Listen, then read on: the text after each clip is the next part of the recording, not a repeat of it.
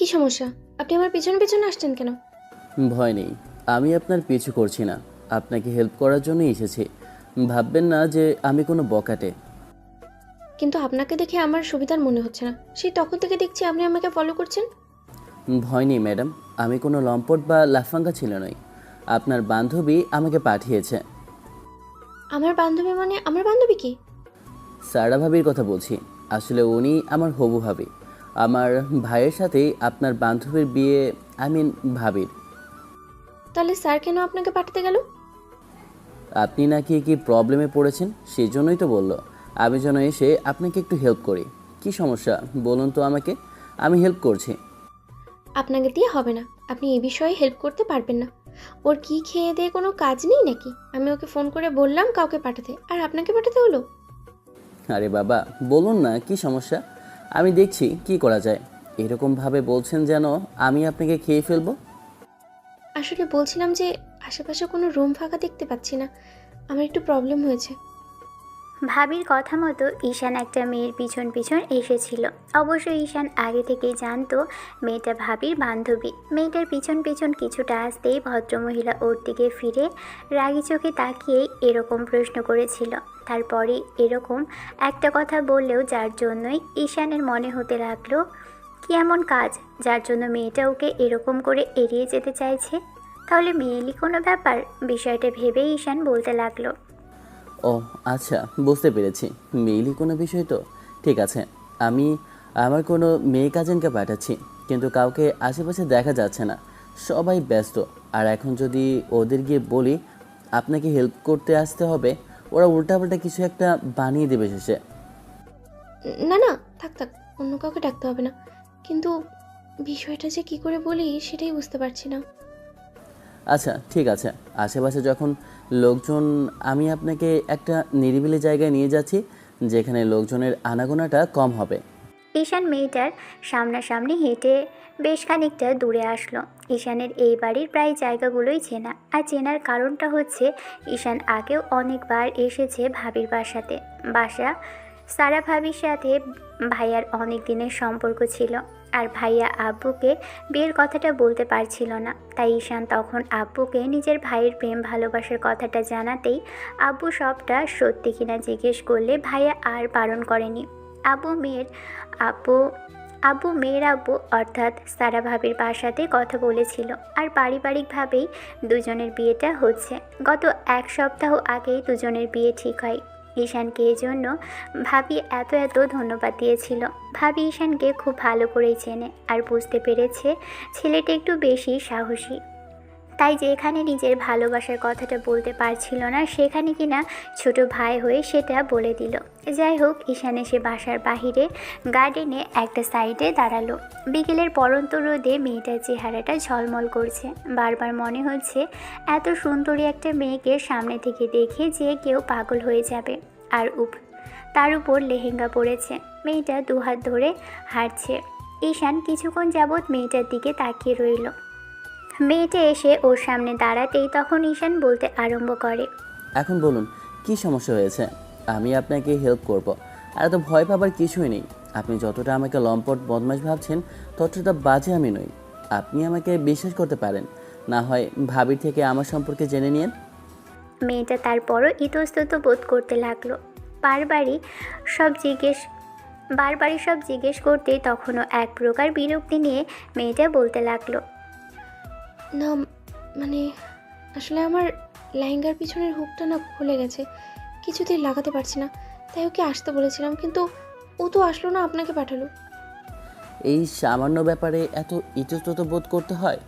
এমন করে বলছেন যেন পুরো লেহেঙ্গাটাই খুলে পড়ে গেছে। ঈশানের এমন ধরা কথাতে মেয়েটা বেশ খানিকটা রাগী চোখে তাকাতেই ঈশান কথা ঘোরানোর চেষ্টা করলো। ছেলেটা আশেপাশে তাকিয়ে তারপর মেয়েটার দিকে ফিরে বলতে লাগলো, আশেপাশে তো কাউকে দেখতে পাচ্ছি না, আপনাকে যে কি করে হেল্প করি সেটাই বুঝতে পারছি না। এখন যদি কাউকে গিয়ে বলি অচেনা মেয়েকে একটু হেল্প করার জন্য রেখেছি, তাহলে সবাই উল্টাপাল্টা কিছু ভাববে। এখন আপনি বলুন আমি কি করতে পারি। ভাবি তো আমাকে পাঠালো, কিন্তু ভাবি তো জানে না তার বান্ধবী লজ্জাবতী লবঙ্গলতিকা যে লজ্জাতে একদম লাউডগার মতো নেতিয়ে পড়েছে। এখন বলুন আমি কি করতে পারি, নাকি আমি চলে যাব? মেয়েটা কিছু একটা ভেবে বেশ খানিকটা উত্তেজিত কণ্ঠে বলতে লাগলো। এই না না, যাবে না। অনেকক্ষণ যাবৎ ট্রাই করছি লাগানোর, পারছি না।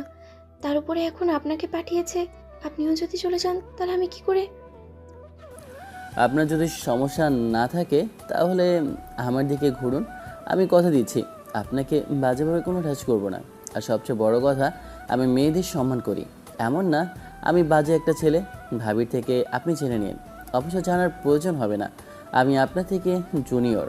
প্রেম ভালোবাসা করার জন্য আপনাকে না কখনো জ্বালাবো, আর না দ্বিতীয়বার আপনাদের সাথে আমার দেখা হবে। মেয়েটা বেশ খানিকটা লজ্জা নিয়ে সামনের দিকে ফিরল। ঈশান মাথাটা নিচু করে নিয়ে শুধু একবার দেখলো যে লেহেঙ্গার পিছনের অংশটার হুকটা খুলে গেছে। ঈশান এগিয়ে এসে এবার খুব আলতো করে হুকটা ধরল, যার কারণে নীলাশা টেরই পেল না ছেলেটা ওর এখন হুকটা লাগিয়ে দিয়েছে। কয়েক সেকেন্ডের নীরবতা, আর তারপর ঈশান নিজে থেকে বলতে আরম্ভ করলো। নিন, আপনার হুক লাগানো হয়ে গেছে। ঈশান কথাটা বলে সেখানে আর এক মুহূর্ত দেরি করেনি। অন্যদিকে নীলাশা ছেলেটা যাবার দিকে তাকিয়ে রইল।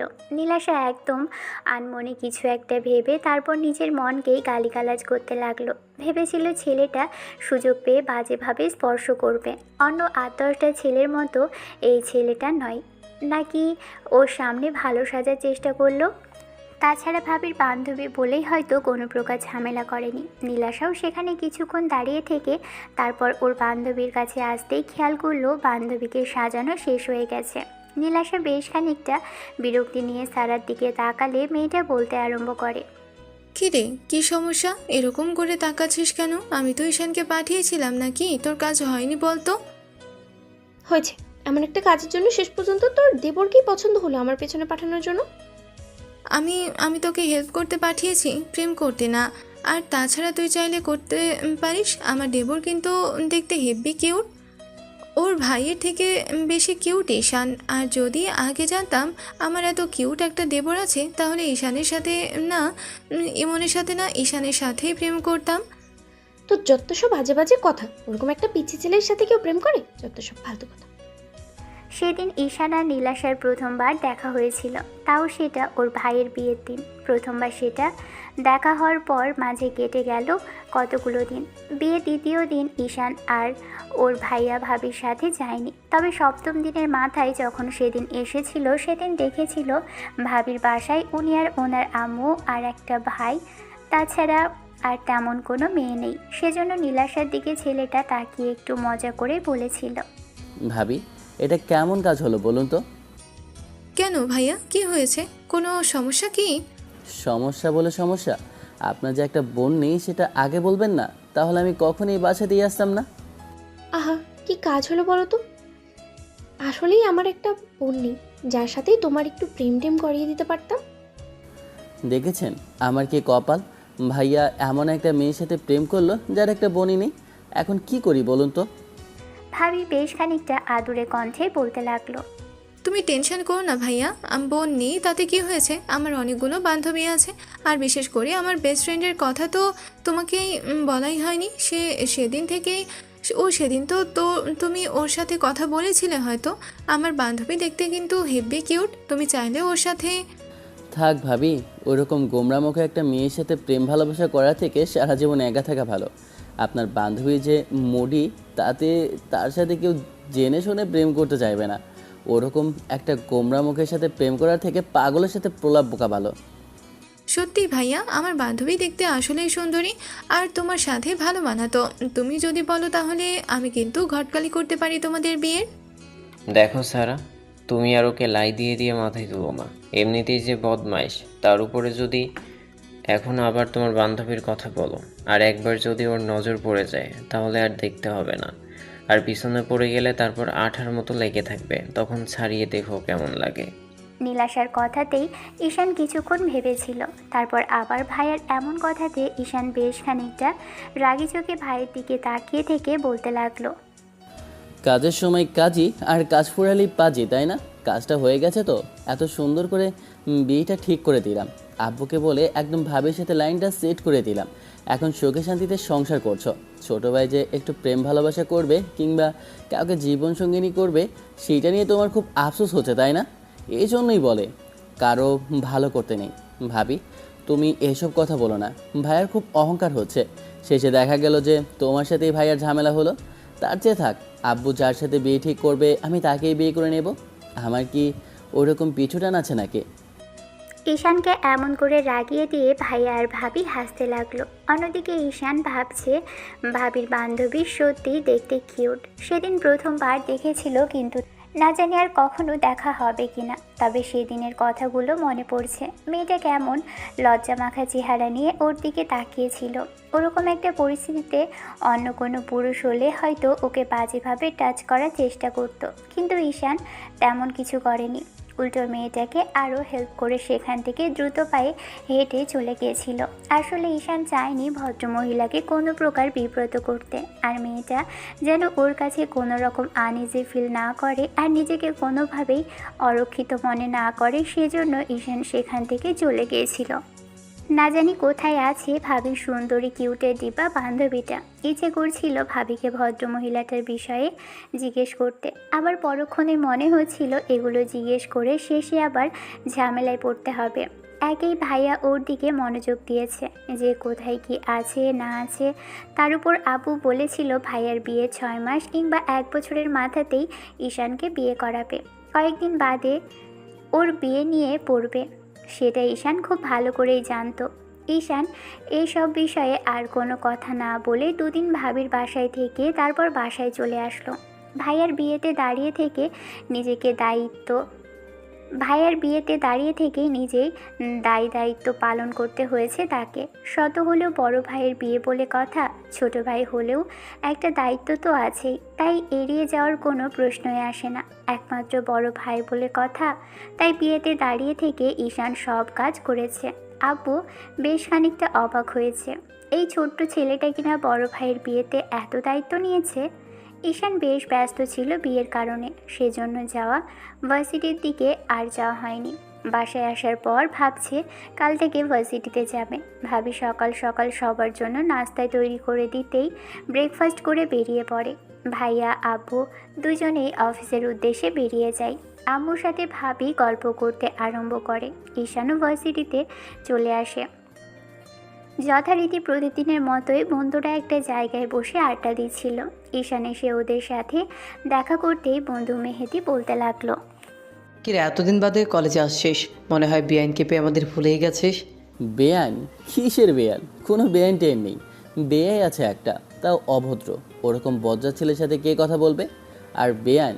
আমার কপালে বেআইন জুটবে তো তোরা সেটা কি করে ভাবলি? তাহলে আর কি হলো? তাহলে এমন জায়গায় ভাইয়াকে বিয়ে করালেই শেষ পর্যন্ত কিনা একটা বেআইন জুটলো না তোর কপালে? ফুটো কপাল তোর।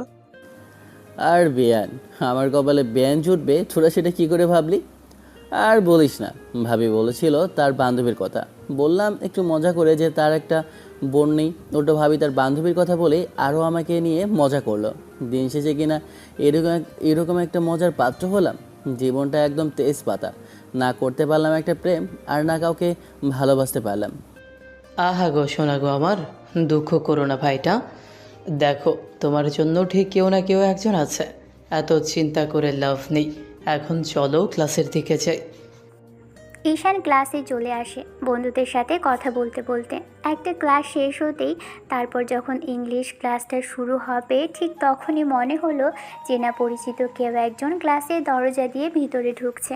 ঈশান বেশ খানিকটা হতবাক হয়ে সামনের দিকে তাকিয়ে রইল, কারণ সামনে যাকে দেখছে সে একজন মেয়ে, আর যে মেয়েকে দেখছে সে আর কেউ না, সেদিনের সেই মেয়েটা, অর্থাৎ ভাবির বান্ধবী, যাকে সেদিন হেল্প করেছিল। এমন একটা পরিস্থিতিতে ভদ্রমহিলাকে দেখে ঈশান হাঁ করে তাকিয়ে রইল। শাড়ি পরিহিত মেয়েটাকে দেখতে একদম ম্যাডামের মতোই লাগছে, তার উপর আবার হিসাব পড়ে এসেছে। সব মিলিয়ে ভার্সিটির ম্যাডামের মতোই।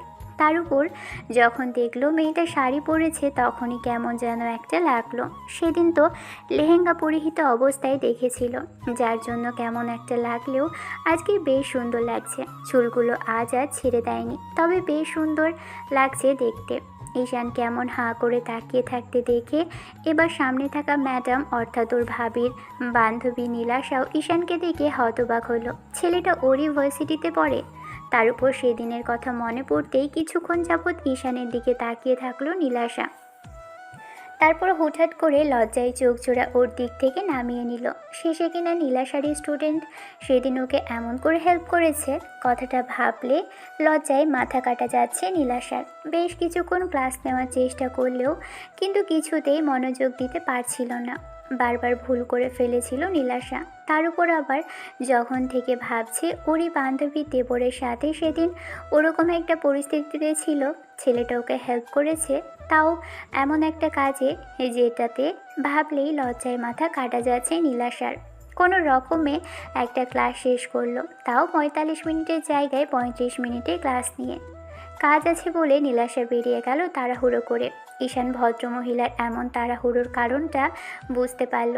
অন্যদিকে বন্ধুরাও ঈশানকে এমন করে তাকিয়ে থাকতে দেখে বিষয়টা জিজ্ঞেস করলে তখন ছেলেটা আমতা আমতা করে বলতে লাগলো, ইনিই তিনি, যার কথা তোদের একটু আগেই বলেছিলাম। মানে কার কথা বলছিলি তুই? আর ইনি কে বলতো? না মানে আসলে সেদিনকার সেই মেয়েটা, উনি আমার ভাবির বান্ধবী, যাকে সেদিন আমি হেল্প করেছিলাম। কারণ কি বলতো? তুই এরকম আমতা আমতা করছিস কেন? তোর হাত ভাব দেখে কিন্তু আমার মোটেও ভালো ঠেকছে না। কি হয়েছিল সত্যি করে বলতো? সেদিনের সেই ঘটনাটা বলল ঈশান, যেটা শোনার পর সবাই বেশ খানিকটা আগ্রহসূচক দৃষ্টিতে ওর দিকে তাকিয়ে রইল। তারপর মেহেদি একটা শয়তানি মার্কা হাসি দিয়ে বলতে লাগলো, মামা, শেষ পর্যন্ত ভার্সিটির ম্যাডামকে প্রেমে পড়লি তুই? আমি তো ভাবতেই পারছি না ম্যাডামের সাথে এরকম একটা পরিস্থিতিতে ছিলি তুই। নির্ঘাত প্রেমে পড়েছিস তুই, তাই না? ম্যাডাম দেখতে কিন্তু হেব্বি কিউট। শেষ পর্যন্ত তাহলে ভাবির সন্ধান পেয়ে গেলি, কি বলিস? এবার না হয় আঙ্কেল আন্টিকে বলে তোর শুভ কাজটাও সেরে ফেল। পাগল নাকি মাথা খারাপ? তুই এই মেয়ের কথা বলছিস? সেদিন যে চিন্তা ভাবনা করেছে আমাকে নিয়ে, ওরকম একটা পরিস্থিতি থেকে যাকে আমি বের করেছি, যাকে হেল্প করেছি, সেখানে আমাকে লম্পট লাফাঙ্গা ভেবেছে। আর তুই বলছিস ভাবি পেয়েছিস? আমি এর মধ্যে তোদের ভাবির কোনো প্রকার গুণাগুণ কিছুই দেখতে পাচ্ছি না। না, সব সময় সবাই পারফেক্ট থাকে না। কখনো কখনো কাউকে নিজের মনের মতো তৈরি করে নিতে হয়। ভদ্রমহিলাকে দেখে আমাদের তেমন খারাপ মনে হয়নি। এই তো 4-5 দিন হলো আমাদের ক্লাস করাচ্ছেন। এর আগে নাকি কোনো জায়গায় জব করেননি। তবে যত ভালোভাবে সবার সাথে কথা বললে আর যেভাবে সবার সাথে ফ্রি বিহেভ করতে, তাতে মনে হয় না যে উনি খুব বেশি একটা খারাপ। আর সেই দিন ওই রকম একটা পরিস্থিতিতে পড়লে যে কোনো মেয়েই এরকম কথা বলবে। তাহলে তুই এমনটা ভাবছিস কেন বলতো? জানি না কিছুই, তোরা এসব বাজে বাজে কথা বলিস না তো। উনি নির্ঘাত আমাকে দেখার পর লজ্জা পেয়েছে। সেদিনের সেই কথাগুলো ভেবেই হয়তো এখান থেকে দৌড়ে পালালো। আর তোরা এইসব কথা নিয়ে কিন্তু ওনার সামনে কোনো কিছু আভাস কিংবা ফুসুর ফুসুর করিস না, তাহলে ভদ্রমহিলা লজ্জায় আমাদের ক্লাসই করাতে পারবে না, দেখিস। দোস্ত, ভাবি হিসেবে কিন্তু আমার হেভি পছন্দ হয়েছে। তুই যদি সেদিন এরকম করে ক্রাশ না খেতে, তাহলে নির্ঘাত আমি প্রেম করতাম ম্যাডামের সাথে। থাপ্পড়টা তুই ম্যাডামের থেকে খাবি নাকি আমি তোকে মারবো? সত্যি করে বলতো। ভালো কথা বলছি আমরা, আর তুই বলছিস থাপ্পড় খাবো আমরা? কেন? এত সুন্দর একটা ভাবি পেয়েছি আমরা, ভাবির সাথে একটু মজা করা যাবে। তাছাড়া তুই দোস্ত সিনিয়র বউ পেয়েছিস, সেটা তো তোর খুশি হওয়ার কথা। আগাগোড়া দেখতাম তোর সিনিয়র মেয়েদের পছন্দ, আর আজকে ভাবির বান্ধবীর সাথে প্রেম করার সুযোগ পেয়েছি। পেছনে লেগে পড়, দেখবি দিন শেষে দুজনে প্রেম ভালোবাসাটা একদম মাখো মাখো হয়ে যাবে। ঈশান কিছুক্ষণ বন্ধুদের মুখ বন্ধ করার চেষ্টা করেও যখন ব্যর্থ হলো, তখন ওদের এলোপাতাড়ি কিলঘুষি মারতে লাগলো আর বকাঝকা দিতে লাগলো। এরই মাঝখানে আরেকটা স্যার ক্লাসে আসলে ওরা ক্লাস করাতে মনোযোগ দিল। তবে ভার্সিটি শেষে ঈশান খেয়াল করেছে ভদ্রমহিলার অফিস রুমটা ওদের ক্লাস থেকে বেশি দূরে নয়। ঈশান যখন ক্লাসরুমের সামনে দিয়ে যাচ্ছিল তখনই ম্যাডাম ট্যাপ ট্যাপ করে ওর দিকে তাকিয়েছিল।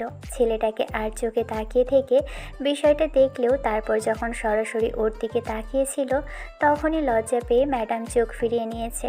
ঈশান বুঝে গেছে যে ম্যাডামের লজ্জা শরমটা একটু বেশি। আজ বাদে কাল যখন দুজনের আবার দেখা হবে না জানি ম্যাডাম ওর সামনে থাকতে পারবে কিনা সেটা নিয়ে ভাবছে। বাসায় আসলো ছেলেটা, বারবার মনে হতে লাগলো শেষ পর্যন্ত ভাবির বান্ধবীকে ভার্সিটির ম্যাডাম হতে হলো। তার উপর আবার এত স্মার্ট স্টাইলিশ মেয়েটা বাঙালি মেয়েদের মতো শাড়ি পরে সুন্দর করে সেজেছিল, তাতেই দেখতে একদম বউয়ের মতো লাগছে। না জানি যদি কারো বউ হয় তাহলে দেখতে কতটা সুন্দর লাগবে। কথাগুলো ভেবেই বুকের ভিতর কেমন যেন একটা অনুভূতি শিহরণ আর ঝড় বয়ে গেল। এমন করেই কাটলো পুরো একটা সপ্তাহ। এই একটা সপ্তাহের মাঝখানে ঈশান ম্যাডামের সাথে কখনো কথা বলেনি। তবে সপ্তম দিনের মাথায় যখন বাসার দিকে যাচ্ছিল ঠিক তখনই ভাবির নাম্বার থেকে কল আসলো। রিসিভ করতেই ওপাশ থেকে ভাবি বলতে লাগলো, আরে ভাইয়া শোনো না, বলছিলাম কি যে আমার বান্ধবী একটু আমাদের বাসায় আসতে চাচ্ছে। তোমাদের ভার্সিটিতেই নীলাশা একজন টিচার হিসেবে জব করছে, তুমি একটু ওকে নিয়ে আসো না প্লিজ। কিন্তু ভাবি, আপনার বান্ধবী কি আমার সাথে আসতে চাইবে? না মানে আসলে উনি তো ভার্সিটির ম্যাডাম, তার ওপর স্টুডেন্টের সাথে কী করে আসবেন? আমি সেটাই বলছিলাম আর কি। হ্যাঁ আসবে ভাইয়া, তুমি একটু এক কাজ করো, ভার্সিটির বাইরে দাঁড়াও, আমি ওকে বলছি তোমার সাথে চলে আসবে। ঈশান ভার্সিটির বাইরে এসে দাঁড়ালো। একটু বাদেই সারা অর্থাৎ ভাবির বান্ধবী নীলাশা ম্যাডাম আসলো। ভদ্রমহিলা এসে আশেপাশে তাকাতে লাগলো। ঈশান বুঝতে পারল উনি আজও ইতস্তত বোধ করছে ঈশানের বাইকের পিছনে উঠতে। ঈশান একটু এগিয়ে গেল ভার্সিটি থেকে সামনের দিকে, কারণ সামনের দিকটা তেমন স্টুডেন্ট নেই আর ভার্সিটির সামনে অনেক স্টুডেন্ট। অনেকেই ভার্সিটির গেটের সামনে দাঁড়িয়ে আড্ডা দিচ্ছিল, তাই ঈশান একটু এগিয়ে আসলো। ম্যাডামও একটু এগিয়ে এসে তারপরে এসে বেস্ট খানিকটা বিরক্তি নিয়ে ওর পাশে দাঁড়ালে ঈশান উঠতে বলল। ম্যাডাম উঠে বসে তারপর ওর কাঁধের উপর হাত রাখে। বিরক্তি মাখা চোখে তাকালেই ঈশান বিষয়টা বুঝতে পেরে বলল, ভার্সিটির সামনে থেকে বাইকে উঠতে ইতস্তত বোধ করছিলেন, বারবার দেখছিলেন আশেপাশে কেউ আছে কিনা, আর ওখানে অনেকেই কোথায় চলে আসে, সেজন্য এদিকটাই আসলাম। এখন শক্ত করে ধরে বসুন। ম্যাডাম কোনো কথা বলল না। ঈশান বারবার লুকিং গ্লাসে ওনার দিকে তাকাচ্ছিল।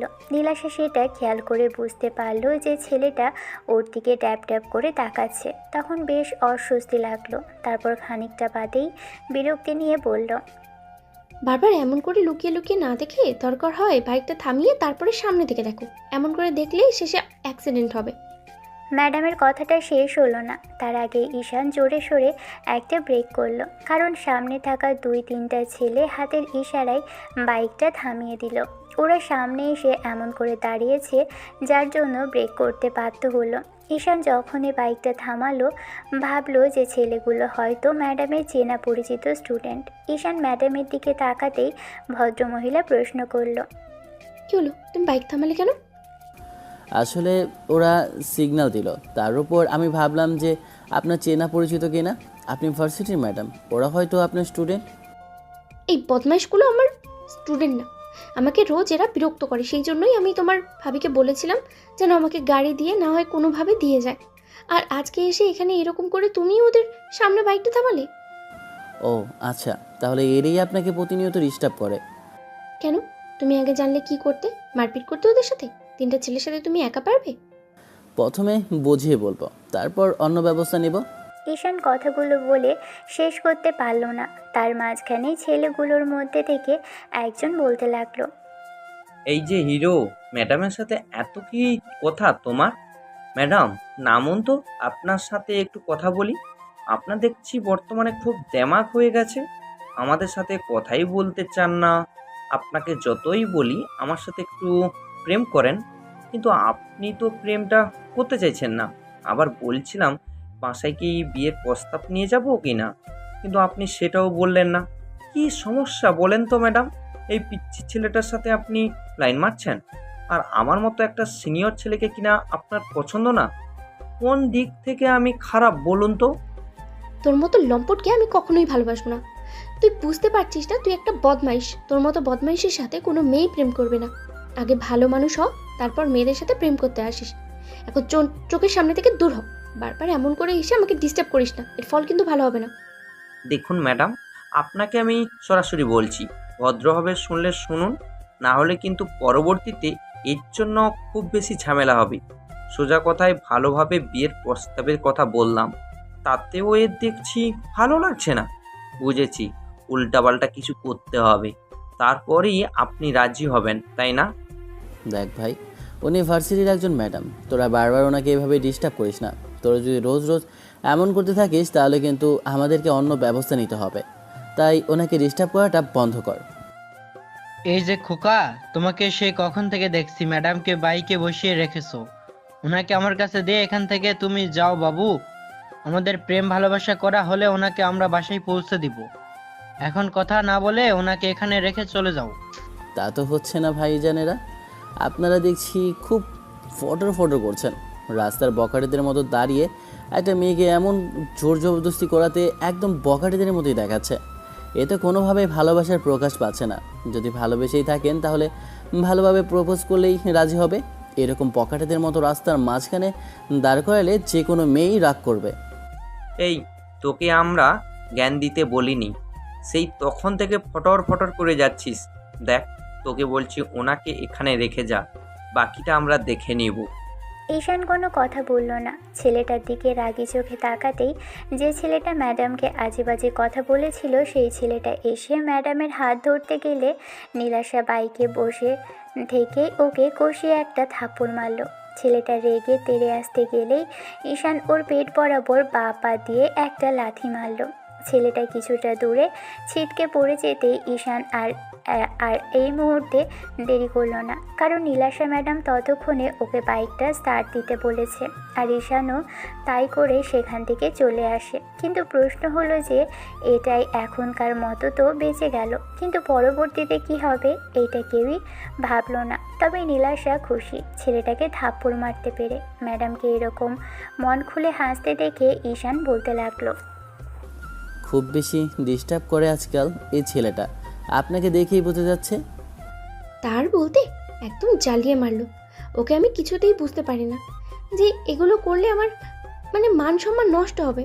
রাস্তায় দাঁড়িয়ে ভার্সিটির ম্যাডামের সাথে এরকম সিন ক্রিয়েট করলে পথে কেউ দেখলে তাতে সমস্যা হবে। ওকে বারবার বলার পরেও কিছুতেই আমার পেছন থেকে সরছে না, সবসময় শুধু ডিস্টার্বই করতে থাকতে। কি করব জানি না। আব্বু আমাকে বলার সুযোগও পাচ্ছি না। যদি বলি তাহলে জবটা ছেড়ে দিতে বলবে আর বিয়ে করে নিতে বলবে। এই মুহূর্তে আমি বিয়ের জন্য প্রস্তুত নই, তাই বাসায় বলতেও পারছি না। কিন্তু ভবিষ্যতে তো সমস্যা হতে পারে। আজকে না হয় ওদেরকে মেরে দূরে সরিয়ে দিলাম, কিন্তু কাল যদি আবার আপনার সাথে অসভ্যতামি করে কিংবা আপনাকে ধাওয়া করে তখন কি করবেন? ভাবছি কালকে থেকে বোরখা পরে বেরোবো, নাহলে তো বেরোনোটাই মুশকিল হয়ে যাবে। ম্যাডাম, কিছু যদি মনে না করেন আমি একটা কথা বলতে পারি? কি কথা?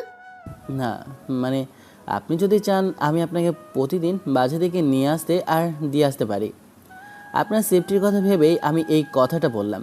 আপনি উল্টাপাল্টা কিছু ভাবলেন তাহলে থাক। নীলাশা ভাবলো একই তো স্টুডেন্ট, তার উপর বান্ধবী দেবর, আর এই পিচ্ছি ছেলের সাথে যদি রোজ যাতায়াত করে তাহলে লোকজন আজে বাজে কথা বলবে, আর এসব ভাবনা চিন্তা তো বন্ধ করতে পারবে না। সে যদি দিন শেষে আব্বু আম্মু জেনে যায় তাহলে আবারও সে ওকে নিয়ে নানান কথা বলবে আর জবটা ওকে বাদ দিতে বলবে।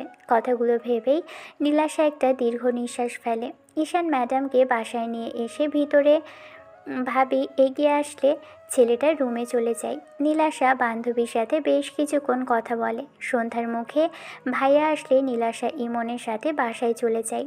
ঈশান ভেবেছিল ভাবি ওকে বলবে দিয়ে আসতে। মাসখানেক পরের ঘটনা। সেদিন ঈশান ভার্সিটিতে যাওয়ার পথে দেখল সেই ছেলেগুলো রাস্তার এক সাইডে বসে কী সব আলোচনা করছে। বদমাইশগুলো দেখেই ঈশানের কেমন যেন সন্দেহ হলো। তারপরও ঈশান এসবে তেমন করে পাত্তা না দিয়ে চলে গেল। তবে যাওয়ার সময় ছেলেগুলো দেখে কেমন যেন সন্দেহ লাগলো। বারবার মনে হতে লাগলো ওরা উল্টাপাল্টা কিছু করার প্ল্যান করছে না তো। তার উপর অনেক দিন হলো ম্যাডাম বলেও না যে ম্যাডামের সাথে ওরা অসভ্যতামি করেছে।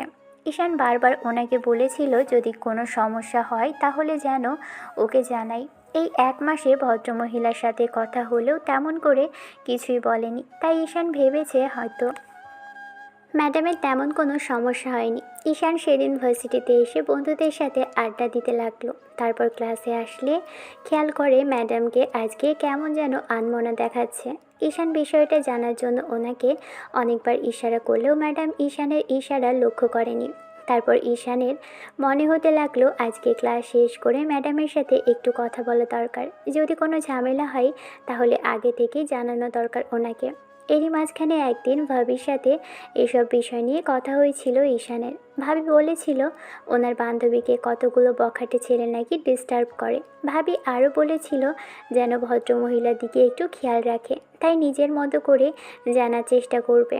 ঈশান ম্যাডামের ক্লাসটা শেষ করে বন্ধুদের বলে আসলো ম্যাডামের সাথে একটু কথা বলবে। তারপর ওনার অফিস রুমের সামনে এসে অনেকটাই অবাক হলো, কারণ ম্যাডামকে পাওয়া গেল না। তাই ঈশান পিয়নকে জিজ্ঞেস করলো, আচ্ছা চাচা, একটু আগেই তো ম্যাডাম ছিল, উনি কোথায় গেল বলেন তো? ম্যাডাম তো আজকে ছুটি করে একটু আগে চলে গেল, বলল যে ওনার কি সব কাজ আছে তাই চলে গেল। আচ্ছা, কোনো সমস্যা নাকি? কোনো কিছুর প্রয়োজন তাহলে বলো, আমি কাল আসলে বলে দেব। ম্যাডাম চলে গেছে কথাটা শোনার সাথে সাথে ঈশানের বুকের ভিতরটা ধক করে উঠল। কেন জানি অজানা আশঙ্কায় ওর মনের ভিতর বাসা বাঁধল। বারবার মনে হতে লাগলো ম্যাডামের কোনো সমস্যা হলো না তো। তার উপর রাস্তাতে ওই বদমাইশগুলোকে দেখলো আজকে। ম্যাডাম বাসার দিকে যাচ্ছে নিশ্চয়ই, কিন্তু উনি কি একটাবারও দেখে নিয়ে আসার সময় যে ওই বদমাইশগুলো রাস্তাতে দাঁড়িয়ে আছে? কথাগুলো ভেবে ঈশান তাড়াহুড়ো করে বাইক নিয়ে বেরোলো। বন্ধুদের বলার সময়টাও পেল না। তারপর যখন বাইক নিয়ে তাড়াহুড়ো করে সেদিকে আসতে লাগলো, কিছুটা দূর আসতেই মনে হলো রাস্তার কিছু দূরে একটা হট্টগোল চলছে। ঈশান তাড়াহুড়ো করে সেদিকে যেতে গেলে সামনের দিক থেকে একটা ট্রাক ধেয়ে আসলো। কোনো রকম পাশ কাটিয়ে বাঁচাতে পারলো ঈশান, তবে বাইকটা পাশে থাকা একটা ছোট্ট গাছের সাথে ধাক্কা লাগলো। ছিটকে পড়ে গেল ছেলেটা। তারপর পরক্ষণে ম্যাডামের কথা মনে হতেই আর এক মুহূর্ত দেরি করে না, বাইকটাকে ওঠালো, কিন্তু বাইকটা আর স্টার্ট নিচ্ছে না। এবার প্রচণ্ড পরিমাণে রাগে ঈশান জোরে একটা চিৎকার দিয়ে উঠল। এখনই এই বালটা নষ্ট হবার ছিল, এখন ম্যাডামকে বাঁচাবো কি করে? ঈশান দূর থেকে যতটুকু দেখছে ম্যাডামের মতো কাউকে ওরা জোর করে উঠিয়ে নিয়ে যাচ্ছে। ছেলেটা তাতেই আজ করতে পেরেছে ওটা ম্যাডাম ছিল। অনেক চেষ্টা করে বাইকটা স্টার্ট করতে পারে ঈশান, তবে ছেলেগুলো কোন দিকে গেছে সেটা বুঝতে পারলো না। অনেক চেষ্টা করে কয়েকজনকে জিজ্ঞেস করার পর বুঝতে পারলো ওরা শহরের বাইরের দিকে একটা ফ্যাক্টরির দিকে গেছে। ঈশান যাওয়ার সময় বন্ধুদেরও কল করলো আর বলল সবটা। ঈশানের এমন কথাতে বন্ধুরাও সেটা আসবে বললে ঈশান কলটা কেটে দেয়। তারপর ম্যাডামকে কল করতে থাকে, কিন্তু ম্যাডামের নাম্বারটা বন্ধ দেখাচ্ছে। তার মানে ওটা শিওর ম্যাডাম ছিল। একটু আগেই অ্যাক্সিডেন্টের হাত থেকে বেঁচেছে ঈশান, সেটাতে একটা ভয় কাজ করলেও অন্যদিকে আরেকটা ভয় কাজ করছে যে ম্যাডামের গায়ে যদি ওরা টাচ করে, ফুলের মতো মেয়েটার শরীরে যদি কোনো রকমে দাগ লাগে, তাহলে মান সম্মানের কিছুই বাকি থাকবে না। কথাগুলো ভেবেই ঈশান দ্রুত বাইক চালাতে থাকে। মিনিট 10 সময় লাগলো ফ্যাক্টরির কাছে আসতে, আর আসার পরেই দেখলো গাড়িটা সামনে দাঁড় করানো। ঈশান বাইকটা ছেড়ে দিয়ে দৌড়ে ভিতরে যেয়ে গিয়ে আর বাইকের কাছে ফিরে আসে। তারপর বাইকের থেকে একটা রড বের করে নিয়ে দৌড়ে ভিতরে চলে গেল। ভিতর থেকে ম্যাডামের আর্তনাদ আর চিৎকার শব্দ আসছে। ঈশান দৌড়ে ভিতরে গিয়ে ম্যাডামকে বিধ্বস্ত অবস্থায় পেল। এই মুহূর্তে ম্যাডামের শাড়িটা অনেকটাই এলোমেলো, তার উপর হিজাবটা ওরা টেনে খুলে ফেলেছে, যা দেখে ঈশানের বুকের ভিতরটা ধক করে উঠল। দুটো ছেলে ওর হাত দুটো জোর করে ধরে রেখেছে, আর একটা ছেলে জোর জবরদস্তি করে ম্যাডামকে বাজেভাবে ছোঁয়ার চেষ্টা করছে। ঈশান দৌড়ে গেল সেদিকে।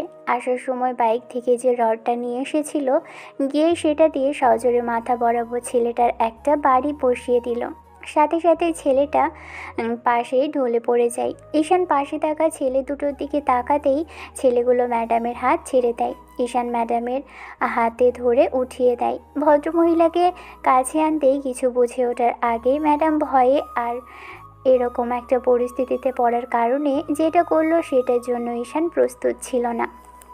সামনে থাকা ছেলেটা চেনা পরিচিত। ঈশানকে দেখেই নীলাশা আবেগটাকে কন্ট্রোল করতে পারল না, সাথে সাথে ছেলেটাকে জাপটে জড়িয়ে ধরে ফুপিয়ে কেঁদে উঠল। ঈশান আরেক মুহূর্ত দেরি করল না, ম্যাডামের ভয়টা দূর করতেই দু হাতে শক্ত করে জড়িয়ে ধরে বুকের সাথে মিশিয়ে বলতে আরম্ভ করে। কিচ্ছু হবে না আপনার, আমি চলে আসি। আমি কিচ্ছু হতে দেব না আপনার। আমি থাকতে ওরা আপনার কোনো ক্ষতি করতে পারবে না। ম্যাডাম ফুপিয়ে উঠতে লাগলো, দু হাতে ঈশানের শার্টটা শক্ত করে খামচে ধরেছে, যার জন্য ঈশান ওনাকে ছাড়াতে পারল না। এবার সামনে থাকা ছেলে দুটো যখন বুঝতে পারলো ম্যাডাম ছেলেটাকে ধরে রেখেছে আর এই সুযোগ ওকে মারার জন্য, তখনই ছেলে দুটো এগিয়ে আসতেই ঈশান ম্যাডামকে একটা হ্যাঁচকা টান দিয়ে সরিয়ে দিল। তারপর ছেলেগুলো আসতেই দুটোকে সজোরে কয়েকটা বাড়ি লাগালো, আর তাতেই ছেলেগুলো সেখান থেকে দৌড়ে পালিয়ে গেল। তবে যে ছেলেটার মাথা বরাবর বাড়ি মেরেছিল সেটার মাথা থেকে গল গল করে রক্ত বেরোচ্ছে। ঈশানের যতক্ষণে মনে হলো পিছনে ম্যাডাম ছিল, তখনই পিছন ফিরে ওনাকে দেখতে পেল না।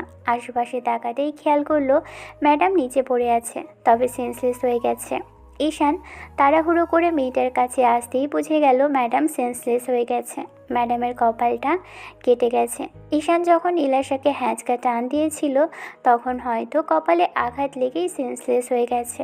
ঈশান দীর্ঘ নিঃশ্বাস ফেলল, কি করবে বুঝতে পারছে না। ম্যাডামকে কোলে তুলল, তারপর যখনই বের হতে যাবে তখনই খেয়াল করলো বন্ধুরা একটা গাড়ি নিয়ে এসে থেমেছে মাত্র। ঈশানের মাথায় একটা কথাই ঘুরপাক খেতে লাগলো, এ অবস্থায় মেয়েটাকে যদি বাইরে দিয়ে নিয়ে যায় কিংবা লোকজন জানাজানি হয়ে যায় তাহলে বাজে একটা কথা বলবে।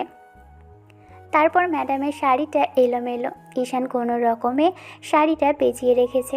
ঈশানের মনে হতে লাগলো ম্যাডামকে এ অবস্থায় নেওয়াটা মোটেও ভালো হবে না। তখন গাড়ির ভেতরে ম্যাডামকে উঠিয়ে বসালো, তারপর ঈশান বন্ধুদের উদ্দেশ্যে বলল, আমার বাইকটাকেও নিয়ে যা, আমি ওনাকে নিয়ে গাড়িতে করে বাড়ি যাচ্ছি।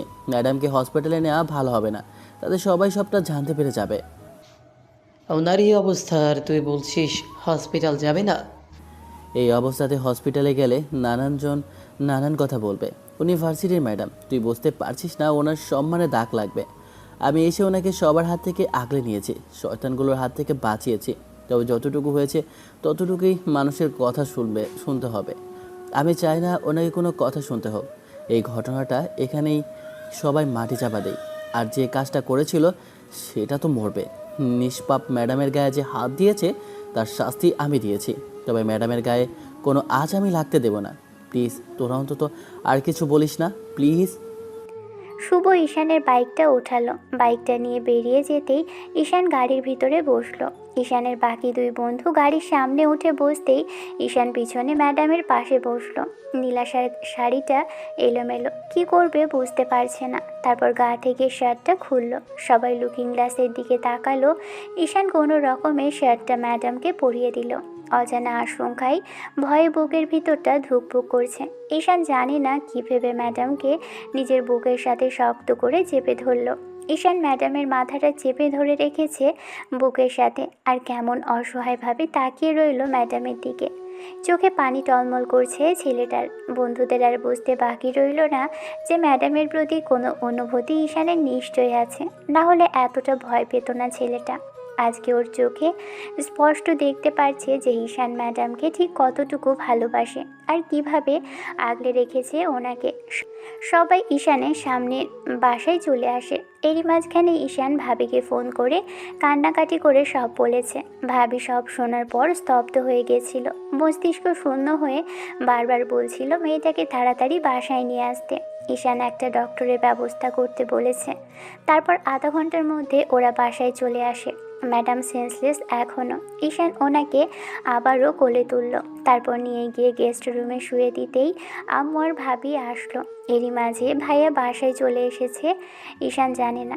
ভাইয়া এসে যখন পিছনে দাঁড়ালো ঈশান এক সাইডে বসে পড়ল ধপ করে। এবার ভাবি এসে কান্নাকাটি জুড়ে দিল, আর নীলাশার মুখে পানি ছিটা দিতেই জ্ঞান ফিরল। তখনই মেয়েটা কান্নাকাটি জুড়ে দিল। সারাও নিজের প্রিয় বান্ধবীকে পেয়ে বুকের মাঝে জড়িয়ে ধরল। এরই মাঝে ঈশানের বন্ধুরা কি করবে বুঝতে পারছে না। ভাইয়া যখনই কিছু বলতে যাবে তার আগে ঈশান উঠে দাঁড়ালো, চোখের পানি মুছিয়ে দিয়ে বলতে লাগলো, জানি না কি হবে। আমি চেষ্টা করেছি ওনাকে বাঁচানোর, ওনাকে সাবধান করার আগে উনি কলেজ থেকে বেরিয়ে যায়। কি করব বলো? আমি নিজেই অ্যাক্সিডেন্ট করতে করতে বেঁচেছি ভাবি। ওনাকে হসপিটালে কিংবা ওনার বাসায় পৌঁছে দিইনি এই কারণে পথে যদি কেউ দেখতে পায় তাহলে হয়তো বাজে কথা বলবে। আমি চাই না ওনার গায়ে আর একটাও দাগ লাগুক। ভাইয়া বুঝতে পারলো ঈশান ভয় পেয়ে গিয়েছিল। এতটুকু বয়সে এত বড় একটা দায়িত্ব পালন করেছে, তার উপর এত বাজে একটা পরিস্থিতির মুখে থেকে সারার বান্ধবীকে বাঁচিয়েছে। এক পাশ থেকে ভাইয়া ওকে জড়িয়ে ধরলো। ঈশান একটা দীর্ঘ নিঃশ্বাস ফেলে বলতে লাগলো, আমি আপনাকে বারবার বারণ করেছিলাম, বলেছিলাম না আমি আপনাকে নিয়ে যাব, নিয়ে আসব। কোনো কথাই তো শুনলেন না আমার। আপনি আপনার জব হারানোর ভয়ে বারবার করে বললেন যে আপনি আমার সাথে যাবেন না, ওদের সাথেও লড়তে পারবেন না, তাহলে কি করে বাঁচবেন আপনি? এখন এগুলো বাইরে জানাজানি হলে কি করবেন আপনি? কিছু হবে না ভাই, চুপ কর, একটু চুপ কর, শান্ত হ। স্যার, নীলাশা ঠিক আছে, ওর ইচ্ছে হয়নি, ওর কোনো ক্ষতি হয়নি, তুই তো ছিলি ভাই। কুত্তার বাচ্চাটাকে তো মেরে ফেলতেই চেয়েছিলাম, ওর কত বড় সাহস ও ম্যাডামের গায়ে হাত দেয়। নীলাশা কোনো কথা বলতে পারছে না, ফুপিয়ে কেঁদে যাচ্ছে। তাছাড়া হাজারটা কথা বলছে। এবার ভাইয়া ঈশানের বন্ধুদের বাইরে নিয়ে আসলো। ঈশান একটা জায়গায় ধপ করে বসে পড়ল। ভাইয়া ওকে অনেকক্ষণ বোঝানোর চেষ্টা করলো। তখন ঈশান নিজেকে দোষারোপ করতে লাগলো। ঠিক আছে তো, সব কিছু ঠিক আছে, কিচ্ছু হয়নি, এরকম ভয় পাচ্ছিস কেন? তুই সবটা সামলে নিয়েছিস। আমি জানি আমার ভাই কতটা দায়িত্বশীল। ভাইয়া ঈশান অনেক ভয় পেয়ে গেছিল। আসলে ম্যাডামকে আগে থেকেই পছন্দ করে। দেখতেই পাচ্ছেন কি পরিমাণে কান্না করছে। ওনার বাসায় জানাজানি হলে আর কি করবে সেটাই ভেবে ভয় পাচ্ছে। ম্যাডাম আমাদের বলেছিল যে ম্যাডাম এরকম আর একটা পরিস্থিতির মধ্যে আছে, তাই ঈশান ওনাকে বারবার বলেছিল বাসায় নিয়ে যাওয়ার কথা, দিয়ে আসার কথা, কিন্তু উনি স্টুডেন্ট ভেবেই এরকম করেছে। ঈশান এরই মাঝখানে মাথার পাশে হাত দিয়ে চোখের পানি ফেলতে লাগলো। কান্না করছে ছেলেটা। ভাইয়া বুঝতে পারলো যে টেনশনে আছে, তাই ওকে জিজ্ঞেস করলো, কি হয়েছে, এরকম কাঁদছিস কেন? ঠিক আছে তো সব কিছু? ঈশান চোখের পানি মুছে নিতেই ওর মাঝখানে ভাবি বেরিয়ে আসলো। কিছু বলবে তার আগেই মেহেদি বলতে লাগলো, ভাইয়া ঈশান ম্যাডামকে পছন্দ করে আর বলতে পারেন ভালোবাসে। ম্যাডামের কথাটাই ও বারবার বলে।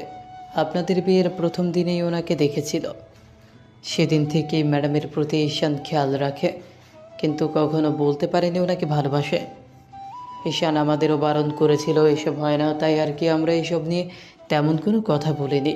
কিন্তু আজকে ওর এরকম কর্মকাণ্ড দেখে আমরা এটা শিওর ঈশান ম্যাডামকে ভালোবাসে।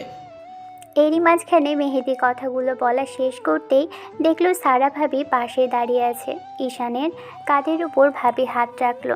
ঈশান ভাবির দিকে তাকালেই খেয়াল করলো ছেলেটার চোখ দুটো লাল হয়ে আছে। ভাবি ঈশানকে আশ্বস্ত করে বলতে লাগলো, এখন এসব কথা থাক ভাইয়া। আর নীলাশা ঠিক আছে, আর ডক্টর ওর কপালে ব্যান্ডেজ করে দিয়েছে, তোমাকে চিন্তা করতে হবে না, সব ঠিক থাকবে, দেখো। এরই মাঝে ভাবি খেয়াল করলো গেস্ট রুম থেকে, অর্থাৎ নীলাশার রুম থেকে কান্নাকাটির শব্দ আসছে। সবাই তাড়াহুড়ো করে রুমে ঢুকতেই দেখলো নীলাশা ফুপিয়ে কাঁদছে। ভাবি এসে ওকে থামানোর চেষ্টা করতে লাগলে তখন নীলাশা বলতে লাগলো, এসব জানাজানি হলে আমি কি করে মুখ দেখাবো বলো না? আব্বু যদি জানতে পারে তাহলে আমাকে শেষ করে ফেলবে। ওদের ওদের অনিচ্ছার সাথে আমি ভার্সিটিতে জব নিয়েছিলাম। বাইরে সবার সামনে জানাজানি হলে আমি কি করে মুখটা দেখাবো সারা? কেউ জানি না, কিছু হয়নি নীলাশা। ঈশান তোকে নিয়ে হসপিটালেও যায়নি, সরাসরি আমাদের বাসায় চলে এসেছে, গাড়িতে করে নিয়ে এসেছে, কেউ দেখেনি তোকে। কিন্তু কিন্তু ও তো দেখেছে, বাকি যে দুটো ছেলে ছিল ওরা পালিয়ে গেছে, ওরা তো সবাইকে বলে দেবে। নীলাশার থেকে একটু দূরে ঈশান দাঁড়ালো। এরই মাঝখানে আব্বু এসে দরজা দিয়ে ভিতরে ঢুকলো। আর ঠিক তখনই ঈশান বলল, আমি তো ছিলাম, কিছু হতে দিতাম না। কিচ্ছু হয়নি আপনার, আপনি শুধু শুধু কান্নাকাটি করছেন ম্যাডাম। এরই মাঝখানে আজকের এমন বাজে পরিস্থিতি থেকে নীলাশা থেকে শুরু করে বাসার সবাই হাজারটা কথা আর প্রশ্নের সম্মুখীন হতে লাগলো। নিজেদের মতো করে নিজেদের প্রশ্ন করতে লাগলো। সারা একটা সময় ভাবতে আরম্ভ করলো, মেয়েটাকে এই অবস্থায় বাসায় পাঠালে হয়তো সমস্যা হবে, তার উপর ওর আব্বু আম্মু জানতে পারলে রাগারাগি করবে। নীলাশা কী করবে জানে না, তবে সারা কিছু একটা ভেবে এবার ওর শ্বশুর অর্থাৎ ঈশানের আব্বুকে উদ্দেশ্য করে বলতে লাগলো, তোকে এত ভাবতে হবে না নীলাশা, আমি তোকে এখানেই রেখে দেব। আর আমার কাছে থেকে তোকে কোথাও যেতে দেব না। আন্টি আঙ্কেল তোকে ফুলের টোকাও দিতে পারবে না, জানতেও পারবে না আজকে এমন কিছু হতে যাচ্ছিল। কিছু হয়নি, আমরা আছি তো, আর আমরা তোকে আগলে রাখবো। তুই আর 1 মাস বাসা থেকে বেরোবি না, দরকার হয় এখানেই থাকবি। নীলাশা অবাক চোখে তাকিয়ে রইল সারার দিকে। ভাবি তার বান্ধবীকে বারবার চোখ মুছে দিচ্ছে, বোঝাচ্ছে। এরই মাঝখানে আব্বুর পাশে এসে ভাইয়া দাঁড়াতেই ভাবি যেটা বলল সেটার জন্য কেউই প্রস্তুত ছিল না। আব্বু এই মুহূর্তে কথাগুলো বলা ঠিক হবে না, তারপরেও আমাকে বলতেই হচ্ছে। ঈশান নীলাশাকে পছন্দ করে, আমি চাচ্ছি এই মুহূর্তে এই কথাগুলো আর এই বিষয়টা নিয়ে এখানেই বন্ধ হোক। নীলাশার বিয়ে নিয়ে অনেক কথা উঠবে, অনেক প্রশ্ন উঠবে, আর বাইরে ওই ছেলেগুলো যদি বলে দেয় তাহলে সমস্যা হবে। আমি বলছি কি, ওদের দুজনের যদি বিয়েটা দেওয়া যায়। আব্বু আমি জানি যে এই সিদ্ধান্ত আমার নেওয়ার কোনো অধিকার নেই, তারপরও নীলাশার কথা ভেবে আর একটা মেয়ের সম্মানের কথা ভেবে এরকম একটা সিদ্ধান্ত নিতে বলছি বা কথা বলছি। আব্বু আপনি একটু ভেবে দেখবেন প্লিজ। নীলাশা চোখ বড় বড় করে সারার দিকে তাকালেও ভাইয়া আব্বুকে বিষয়টা বলতে লাগলো। ঈশান মাথা নিচু করে আছে, কিছুই বলতে পারছে না। নীলাশা একবার ঈশানের দিকে তাকাচ্ছে তো একবার বান্ধবীর দিকে তাকাচ্ছে। সারা ইশারায় শান্ত থাকতে বলল মেয়েটাকে। আব্বু গম্ভীর চাহনিতে ঈশানের দিকে তাকিয়ে রইল। আম্মু নীলাশা মেয়েটাকে আগাগোড়াই পছন্দ সেটা ভাবি জানে, আর ঈশানের নীলাশাকে পছন্দ। আসার পর থেকে যেভাবে মেয়েটাকে আগলে রেখেছে, এবার আম্মু এসে আব্বুকে বোঝাতে লাগলো। তখন আব্বু বলতে আরম্ভ করে, সেটা না হয় বুঝলাম, কিন্তু ওর আব্বু আম্মুর বিয়েটা মানবে? আমি ওদেরকে কিভাবে বোঝাবো? হঠাৎ করে এই বাসায় চলে আসলো, তারপর যদি জানতে পারে আমাদের ছেলের সাথে ও এ বাড়িতে চলে এসেছে, তখন কি হবে? সেটা আমি বোঝাবো। আব্বু আপনি শুধু রাজি হয়ে যান, ওদের বিয়েটা দিয়ে দিন। নীলাশার আব্বু আম্মুকে বোঝানোর দায়িত্ব আমার। নীলাশা কোনো কথা বলতে পারল না। তখন ঈশান ম্যাডামকে উদ্দেশ্য করে বলতে লাগলো, কিন্তু ভাবি, আপনার বান্ধবী আমাকে কখনোই বিয়ে করবে না। তার উপর উনি তো আমার ম্যাডাম। আমি বয়সে ছোট বলে উনি আমাকে সবসময় এড়িয়ে যায়। আর যবে থেকে জানতে পেরেছে উনি আমার ম্যাডাম আর আমি ওনার স্টুডেন্ট, তবে থেকে আমার সাথে যাওয়া আসার কথা চিন্তাই করে না। আর সেখানে আমার সাথে বিয়েটা উনি কখনোই মানবেন না। ভাবি, তোমরা এসব কথা বলো না।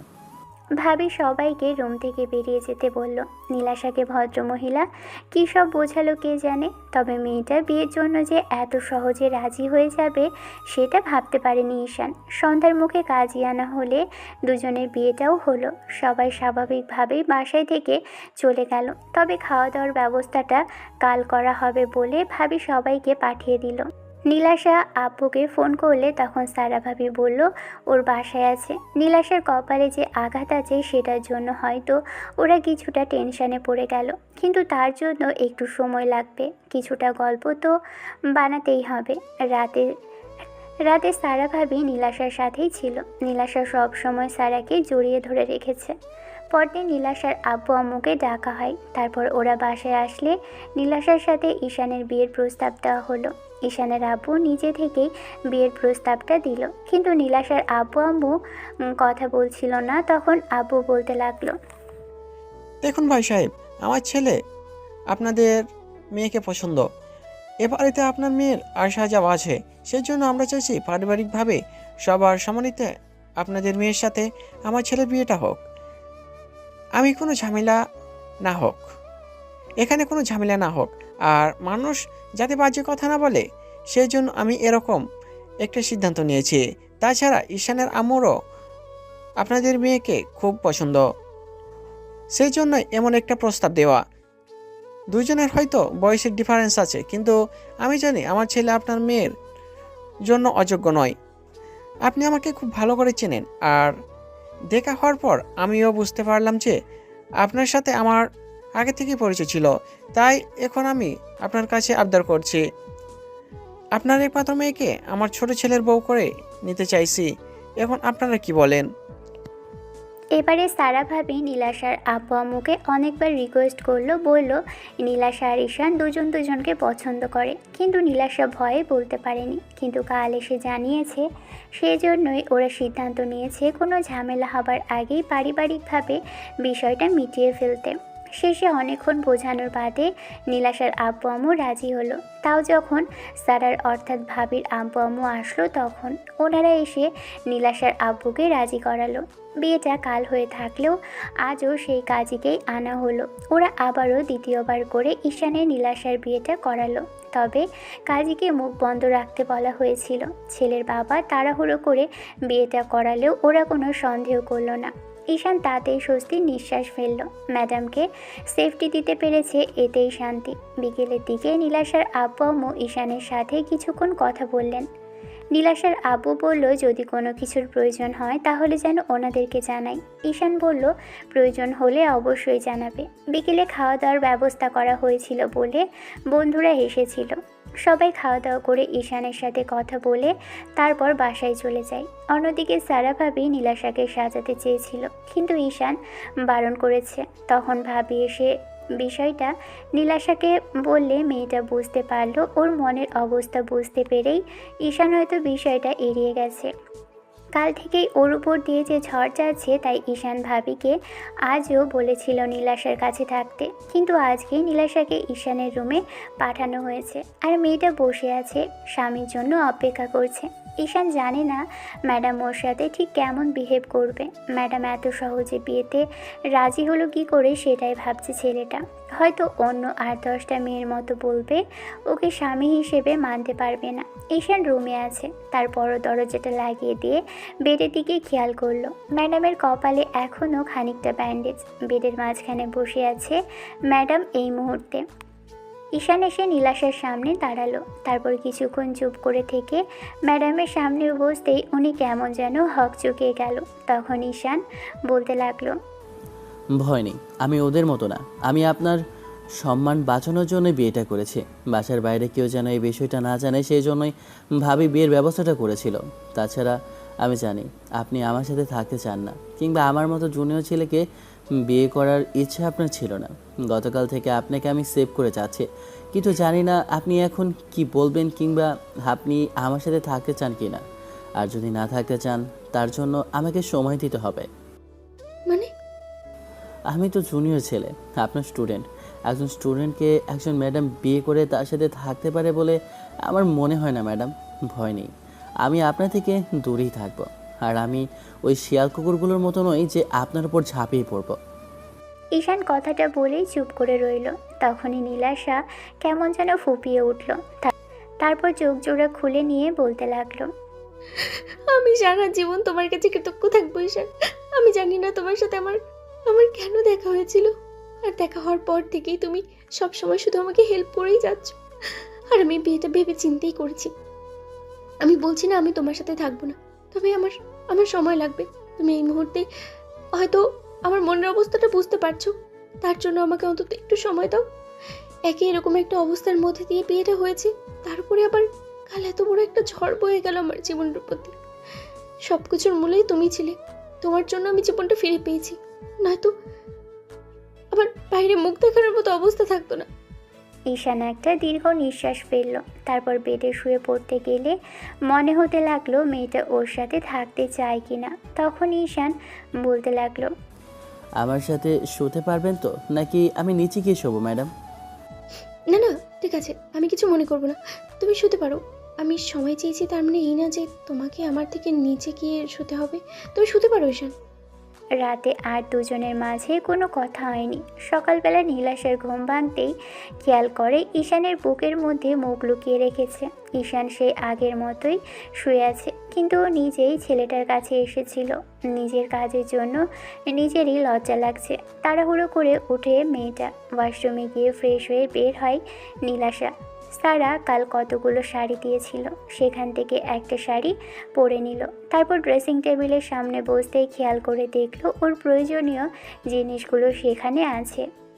ছেলেটাই যেগুলো করেছে নীলাশা খুব ভালো করেই জানে, কারণ সারা একবার বাইরে গিয়েছিল, তখন ঈশান ভাবিকে কী সব বলেছিল, তখনই হয়তো ঈশান সব আনতে বলেছে। আনমনে নীলাশা হেসে ফেলল, ছেলেটাকে দেখলো একবার, বাচ্চাদের মতো করে কোলবালিশ জড়িয়ে ঘুমিয়ে আছে। নীলাশা ঈশানের কাছে থেকে উঠে যাওয়ার সময় কোলবালিশটা ধরিয়ে দিয়েছিল। নীলাশা নিজেকে গোছাতে ব্যস্ত, এরই মাঝে ঈশানের ঘুমটা ভেঙে যায়। উঠে বসে ম্যাডাম বউকে এরূপে দেখে হাঁ করে তাকিয়ে থাকে, কারণ কালো শাড়িতে মেয়েটাকে অসম্ভব রকম সুন্দর লাগছে, একটু বেশিই মায়াবী লাগছে। ঈশান ভুলে গেল কিসের মধ্যে দিয়ে ওদের দুজনের বিয়ে হয়েছে, তবে ভালোবাসার মানুষটাকে চোখের সামনে দেখে আর নিজেকে সামলে রাখতে পারল না। মনের ভিতর একটা অজানা আশঙ্কা আর কামনা কেমন যেন জেগে উঠল। মনে হলো বউটাকে একবার কাছ থেকে ছুঁয়ে দিতে। নিজের বউ ভেবে ঈশান এগিয়ে আসলো। যতক্ষণে ঈশান নীলাশার পিছনে এসে দাঁড়িয়েছে, ততক্ষণে ম্যাডাম উঠে দাঁড়ালো, আর তখন ঈশান ওকে পিছন থেকে জড়িয়ে ধরে পেটের উপর শাড়ির নিচ দিয়ে দুহাত রেখে ঘাড়ে আর গলায় নাক ডুবিয়ে দেয়। ঈশানের এমন কাজে নীলাশা চমকে ওঠে। কতক্ষণ এমন করেছিল জানে না ঈশান, তবে কয়েক সেকেন্ড পার হতেই নীলাশার হুঁশ ফিরল। তখনই নীলাশা এক ঝটকায় ঈশানকে ছাড়িয়ে নেয়, তারপর আর পিছনে ফিরে থাপ্পড় মারার জন্য হাত উঠিয়েও নামিয়ে নেয়। তারপর কান্না ভেজা চোখে তাকিয়ে থেকে বলতে আরম্ভ করে, ঈশান, আমি তোমার কাছে সময় চেয়েছি, সেই সময়টুকু কি তুমি আমায় দেবে না? 2 দিন আগে আমার সাথে এরকম কিছু হলো, আর আজকেই তুমি আমার সাথে ওদের মতো। নীলাশা কথাগুলো বলতে ঈশান অসহায়ভাবে তাকালো ম্যাডামের চোখের দিকে। ঈশানের চোখ দিয়ে দুফোঁটা অশ্রু গড়িয়ে পড়ে। নীলাশা কথাটা সম্পূর্ণ করার আগেই ঈশান হাত জোর করে এবার বেশ খানিকটা নিজেকে ছোট মনে করে হাঁটু গেড়ে বসে পড়ে নীলাশার সামনে। মেয়েটা কয়েকবার পিছিয়ে গেল। ছেলেটা তখন অসহায় কণ্ঠে বলতে লাগলো, আমি খুবই লজ্জিত ম্যাডাম, আমার এমন একটা কাজের জন্য আমি বুঝতে পারিনি এরকম বাজে কিছু করে ফেলবো। মাফ করবেন আমাকে, আমি আর কখনো আপনার কাছে আসবো না। ভুল বুঝবেন না আমাকে। আপনাকে আপনাকে এমন করে দেখে আমি নিজেকে কন্ট্রোল করতে পারিনি। আসলে আপনাকে ভালোবাসি তো, তাই বিয়ের পর থেকে আপনাকে যেভাবে দেখছি সেভাবেই ভালো লাগছে। কখনো আপনার কাছে চলে এসেছি জানিই না, তার জন্য আমি সত্যিই খুব দুঃখিত। ঈশান নীলাশার দিকে তাকাতেই খেয়াল করলো মেয়েটা মুখে হাত দিয়ে কেঁদে ফেলেছে। ঈশান ভাবলো নীলাশা হয়তো ওকে ছোট আর খারাপ ভাবছে। ঈশান ওয়াশরুমে চলে গেল। তারপর আবার ফ্রেশ হয়ে বেরোতেই দেখলো নীলাশা মুখ কালো করে বসে আছে। সকালে খাওয়া দাওয়া শেষ করে ঈশান বাসা থেকে বের হতে গেলে ভাবি বারণ করলো। ঈশান সারাদিন নীলাশার আশেপাশেই ছিল, তবে মেয়েটার সাথে কথা বলার চেষ্টা করলেও নীলাশা ওর সাথে একটাবারও কথা বলেনি।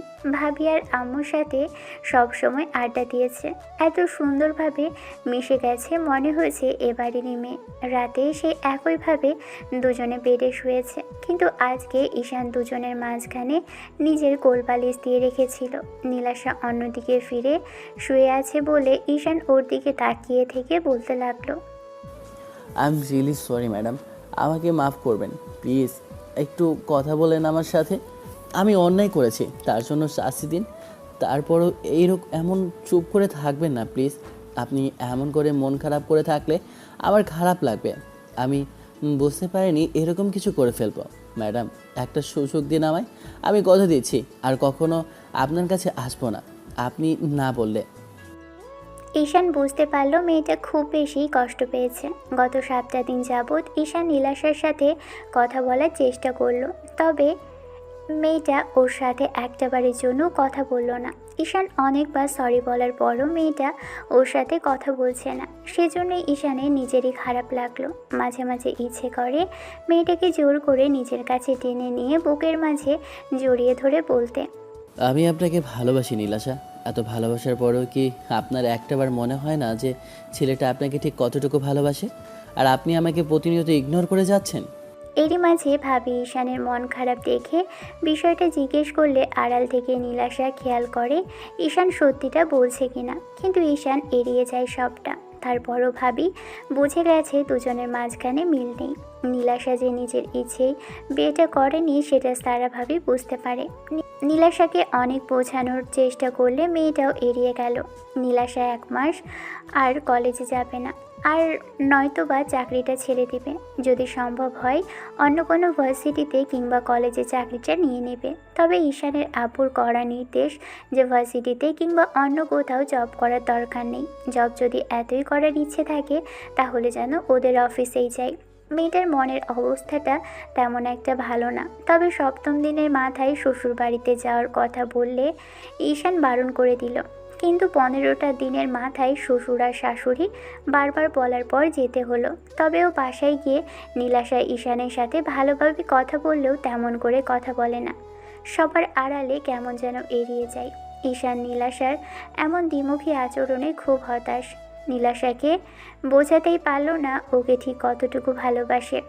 অন্যদিকে সারা ভাবি ভেবেছিল বিয়ের পর ঈশানের এলোমেলো ঘোরাফেরা বিয়ের পর থেকে বন্ধ হয়ে যাবে। কিন্তু বাসায় আসার পর থেকে দেখলো ঈশানের ঘোরাফেরাটা আরও এলোমেলো হলো। কারণ বাসাতে থাকলে নীলাশা ওকে ইগনোর করে। ভাবি এসব দূর থেকেই দেখেছে। ভাবি বিষয়টা বারবার নীলাশাকে জিজ্ঞেস করলেও কখনো সবটা বলেনি। শেষে ভাবি যখন 1 মাসের মাথায় এই বিষয়টা লক্ষ্য করলো আর খুব ভালোভাবে বুঝতে পারলো ওদের দুজনের মাঝে সম্পর্কটা খুব বেশি একটা ভালো নয়, তখন ভাবি নিজে থেকেই নীলাশার কাছে আসে। দেখে নীলাশা বেডে শুয়ে আছে। ভাবি এসে সামনে বসতেই নীলাশা হাসি মুখে কথা বলতে লাগলো। আমি জানি তোদের সম্পর্কটা ঠিক না। এখন আমি বুঝতে পারছি আমার অন্যায় ছিল আমার দেবরের সাথে জোর করে তোর বিয়েটা দেওয়া। আর তাহলে তোকে এতবার করে বাঁচিয়েছি, তোকে সবসময় আগলে রেখেছে। সেজন্য ভেবেছিলাম ওর সাথে বিয়ে হলে তুই ভালো থাকবি, কিন্তু ভাবতে পারিনি যে ও জুনিয়র বলে তুই ওকে দূরে সরিয়ে রাখবি। ঈশানের মন খারাপ আর এলোমেলো ঘোরাফেরা দেখে আমি বুঝতে পারছি ওর সাথে তোর কোনো সম্পর্কই নেই। একটা ছেলে একটা মেয়েকে ভালোবাসে, আর সেই মেয়েটা যদি ছেলেটার ভালোবাসা বুঝতে পারে তাহলে বারবার তাকে ওই ছেলেটার বাসায় ফিরে আসবে। আর তোরা স্বামী স্ত্রী যদি তোদের মাঝে ভালোবাসা থাকতো তাহলে ঈশান সকাল সকাল বাসা থেকে বেরিয়ে যেত না, আর সন্ধ্যার সময় বাসায় ফিরতো না। বারবার তোকে ফোন করতো। দিনের মধ্যে একটাবার আমি দেখিনি ঈশান কখনো তোকে ফোন করেছে। তুই হয়তো এমন কিছু করেছিস বা বলেছিস যার জন্য ছেলেটা তোর সাথে জোর জবরদস্তি করে কথাও বলতে চায় না। তবে এখন আমার নিজেরই লজ্জা লাগছে নীলাশা, যে জোর করে তোর আমার দেবরের সাথে বিয়েটা দিয়েছিলাম।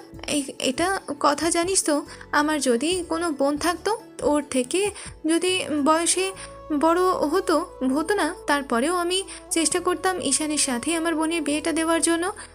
তারপরে ভুলেও তোকে জোর করতাম না। ঈশান সেদিন তোকে বাঁচিয়েছে, শুধু তোকে আত্মসম্মানের হাত থেকে বাঁচায়নি, বরং একটা নতুন পরিচয় তৈরি করে দিয়েছে। ছেলেটা তোকে ঠিক কতটুকু ভালোবাসলে এরকম করতে পারে তুই একটা বার ভাবিসনি? তোকে আমার কিছু বলার নেই নীলাশা। তবে এটুকু বলবো, আমি যেটা জানতে পেরেছি আমার শ্বশুর শাশুড়িকে সেটা জানতে দিস না, আমি ওদের সামনে ছোট হয়ে যাব। নীলাশা সারার কথাগুলো ভেবে চুপ করে রইল।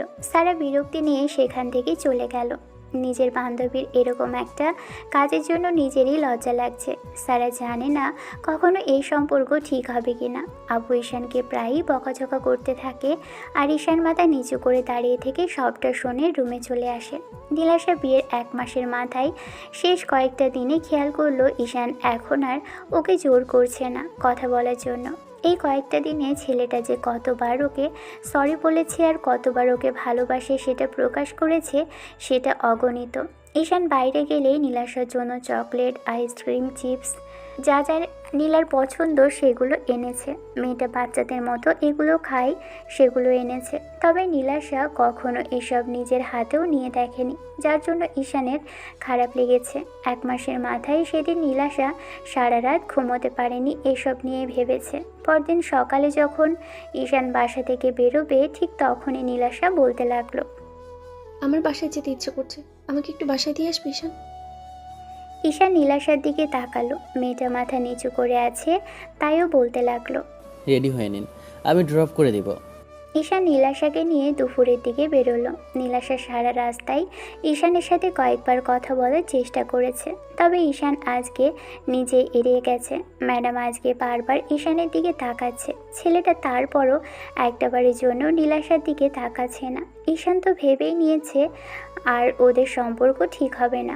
নীলাশাকে সেদিন ওরকমভাবে টাচ করার কারণেই হয়তো ওকে মাফ করতে পারছে না। খারাপ লাগছে এটা ভেবেই, যাকে এতটা ভালোবাসে সে ওর ভালোবাসাটা বোঝার চেষ্টাই করলো না।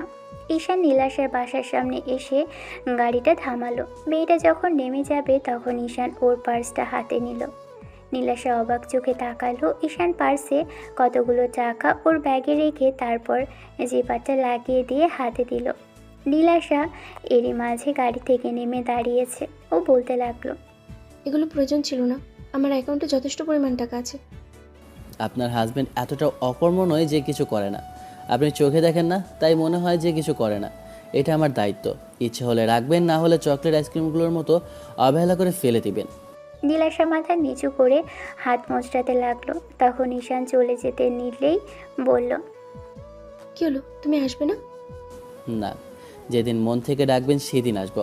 আমার এর থেকে বেশি দূর হবার ইচ্ছা কিংবা অধিকার কোনোটাই নেই। ও হ্যাঁ, আপনার যদি বাসায় যাওয়ার ইচ্ছা হয়, আব্বু, ভাইয়া কিংবা আমাকে ফোন করলে যে কেউ এসে নিয়ে যাবে। ঈশান বাসায় চলে গেল। গত এক সপ্তাহ দুজনের মাঝে না কথা হয়েছে আর না দেখা হয়েছে। আম্মু আর ভাবি বারবার জিজ্ঞেস করলেও আম্মুকে ঈশান মিথ্যা কথা বলেছে। তবে ভাবিকে এড়িয়ে যেতে পারেনি। ভাবি ঈশানের চোখ মুখ দেখে বিষয়টা বুঝে ফেলেছে। ঈশান শুধু একটা দীর্ঘ নিঃশ্বাস ফেলে সামনে থেকে নিজেকে নিজে লুকিয়ে রেখেছে। অন্যদিকে নীলাশা একা বাসায় এসেছে দেখে আম্মু অনেকবার অনেক কথাই জিজ্ঞেস করেছিল। নীলাশা কোনো কিছুই বলেনি। সপ্তম দিনের মাথায় সেদিন দুপুরে ঈশান বাসায় এসে খাবার খাচ্ছিল। এরই মাঝখানে ভাবি অনেক কথাই বলল, তবে ঈশান চুপ করেছিল। আজকাল ছেলেটা চুপচাপ হয়ে গেছে, কেমন যেন কথাই বলতে চায় না। অন্যদিকে নীলাশার ঘুম ভাঙলো খুবই অস্বস্তি আর ভয় নিয়ে। ঘুম থেকে উঠেই দেখতে পারে ঘেমে নিয়ে একাকার। মেয়েটা ভাবতেও পারেনি এরকম একটা বাজে স্বপ্ন দেখবে। একটু আগেই খাওয়া দাওয়া করে এসে শুয়েছিল নীলাশা, কারণ রাতে আজকাল ঘুমোতে পারে না। কী সব চিন্তা করে। ঈশানের সাথে এরকম অনিচ্ছাকৃত বাজে বিহেভ করে ফেলেছে, তার উপর ওর সাথে কথা বলছে না দেখে এখন নিজেরই গিল্টি ফিল হচ্ছে। ছেলেটাকে কিভাবে বলবে কিংবা কিভাবে ওর সাথে কথা বলা শুরু করবে সেটাই ভাবতে পারছে না। এতদিন ধরে ইগনোর করে এখন আবার নিজেরই খারাপ লাগছে। এসবই ভাবতে ভাবতে ঘুমিয়ে পড়েছিল। তারপর ঘুমের মাঝেই দেখলো ঈশান বড়সড় একটা অ্যাক্সিডেন্ট করেছে।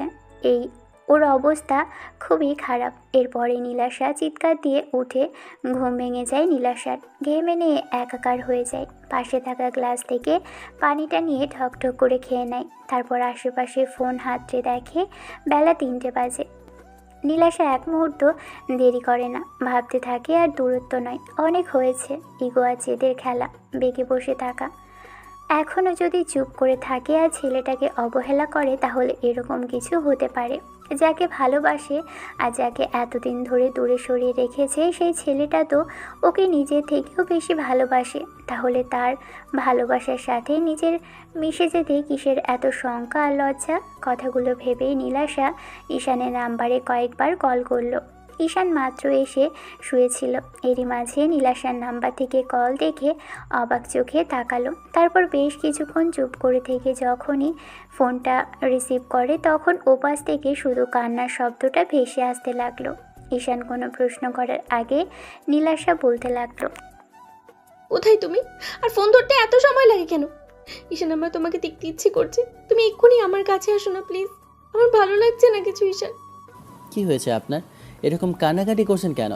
আর এমন করে কথা বলছেন যে কিছু হয়েছে? আব্বু আম্মু কিছু বলেছে নাকি অন্য কিছু হয়েছে? আমাকে বলেন। আর কাঁদছেন কেন? আমি খুব বাজে একটা স্বপ্ন দেখেছি ঈশান, আমার ভয় লাগছে। তুমি একটু আসো না প্লিজ, আমি এখনই তোমাকে দেখতে চাই। তুমি প্লিজ আমার কাছে আসো একবার।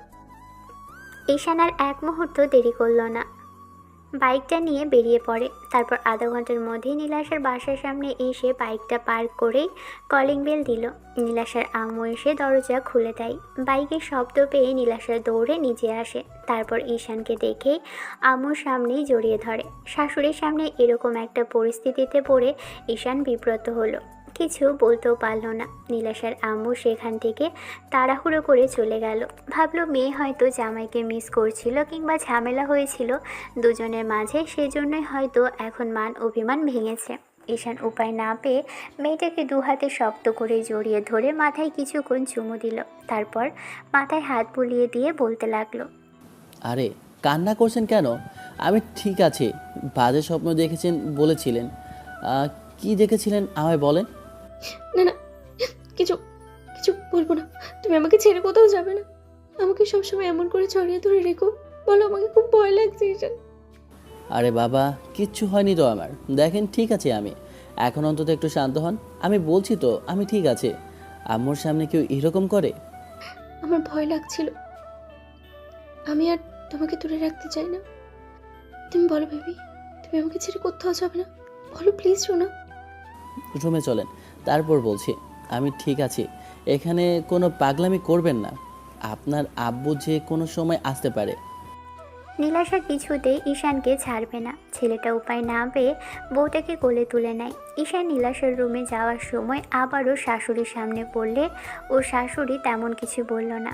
নীলাশা ঈশানের বুকের মাঝে মুখ লুকিয়ে রেখে ফুপিয়ে কাঁদছে। ঈশান নীলাশার রুমে এসে দরজাটা লাগিয়ে দিল। নীলাশা এখনও ওর গলা জড়িয়ে ধরে বুকের মধ্যে ফুপিয়ে যাচ্ছে। ঈশান মেয়েটাকে এনে যখনই বেডে বসাতে যাবে তার নীলাশা ওকে শক্ত করে জড়িয়ে ধরে রাখলো। উপায় না পেয়ে মেয়েটাকে কোলের মধ্যে বসাতে হলো। তারপর এক হাতে কোমর জড়িয়ে ধরে যখনই মুখের পাশে হাত রাখতে যাবে তার আগেই নীলাশা ওর পিচ্চি বরের সারা মুখে চুমু দেয়। ঈশান অবাক হয়ে মেয়েটার এরকম কর্মকাণ্ডে কিছু বলবে তার আগেই নীলাশা একবার আদুরে কণ্ঠে ফুপিয়ে বলতে লাগলো, বেবি, তুমি ঠিক আছো তো? কিছু হয়নি তো তোমার? তুমি কোথাও যাবে না আমাকে রেখে? এখন থেকে শুধু আমাকেই ভালোবাসবে। তোমার যা ইচ্ছে, যা চাই সেটাই হবে। তুমি তুমি আমাকে প্রতিনিয়ত আদর করবে, আমাকে সব সময় ভালোবাসবে, তারপরে আমার থেকে দূরে যাবে না। বলো। আরে বাবা, কি হয়েছে সেটা তো বলবে। না না, কিছু হয়নি, পরে বলবো। এখন আমাকে জড়িয়ে ধরে রাখো। আর তুমি আমাকে ভালোবাসো না? বলো শোনা। আরে বাবা, বাসি তো, প্রচণ্ড পরিমাণে ভালোবাসি। কিন্তু আপনি তো। আমি অনেক ভালোবাসি তোমাকে, অনেক বেশি ভালোবাসি আমার পিচ্চি জামাইটা। তোমাকে ছাড়া থাকতে পারবো না, তাই তো ডেকে নিয়েছি। যাবে না আমাকে রেখে কোথাও। ঈশান নীলাশাকে শান্ত করার চেষ্টা করলো। শেষে মেয়েটা নিজে ওর ঠোঁটের সাথে ঠোঁট মেলালো। ঈশান বুঝতে পারলো মেয়েটা এখন শান্ত হয়েছে। এতদিনের দেরি করাটা কিংবা ধৈর্য ধরাটা সফল হয়েছে। ঈশান নীলাশাকে এক হাতে কোমর আর এক হাত মুখের পাশে রেখে কিস করতে লাগলো। ভালো থাকুক ভালোবাসা। আজকে এই পর্যন্তই শেষ করি, কারণ এরপর যেটা হবে সেটা ওদের মাঝেই থাকুক। আবেগে ইমোশন আর এরকম ভয় পেয়ে থাকলেও হয়তো ঈশান ওর বউটাকে এখন কাছে পাবে। আর যেটা হবে সেটা ওদের মাঝেই থাক। দেখা হচ্ছে অন্য কোনো দিন অন্য কোনো গল্পে। ততদিন পর্যন্ত সুস্থ থাকবেন, ভালো থাকবেন, আমাদের সাথেই থাকবেন। ধন্যবাদ। আল্লাহ হাফেজ।